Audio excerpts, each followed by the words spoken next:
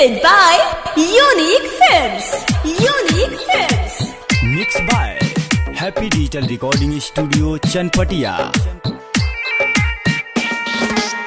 कटली हा दीन गिना गिन के, कटली हा दीन गिना गिन के, लॉकडाउन खोलिए धनिया मई में तारीख 3 के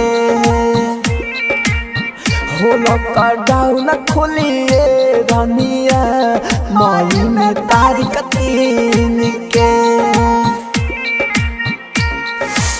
कैसा दिन के बात रहे लेकिन अड्डा फेल भइल, करे चलते तुहरा से अभी लेना मेल भइल। फैलल कोरोना वायरस चीन के, फैलल कोरोना वायरस चीन के, लॉकडाउन खुलिए धनिया मई में तारीख 3 के हो। लॉकडाउन खुलिए धनिया मई में तारीख 3 के। Mixed by DJ Kanchan Raj, Muzaffarpur. Mixed by Happy Digital Recording Studio Chanpatia. पूछा तारू तो सुनला बिगड़ल बाटे हाल हो, माहिर मुख सौजवला के अब न मिले रोटी डाल हो।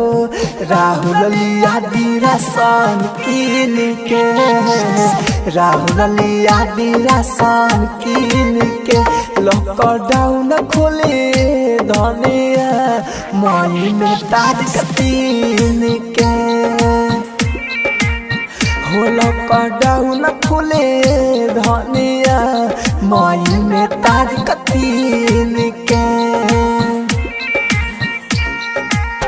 कटली हा दीन गिना गिन के, कटली हा दीन गिना गिन के, लॉकडाउन खुले धनिया मई में तारीख 3 के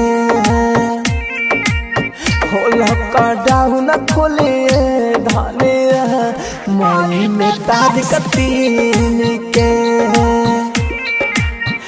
लॉकडाउन खोलिए धनिया मई में तारीख 3 के। कैसा दिन के बात रहे लेकिन अड्डा फेल भइल, करे चलते तुहरा से अभी लेना मेल भइल। फैलल कोरोना वायरस चीन के, फैलल कोरोना वायरस चीन के, लॉकडाउन खुलिए धनिया मई में तारीख 3 के हो। लॉकडाउन खुलिए धनिया मई में तारीख 3 के। हैप्पी डिजिटल रिकॉर्डिंग स्टूडियो सावु विवाह भवन के पीछे वार्ड संख्या 6 चनपटिया।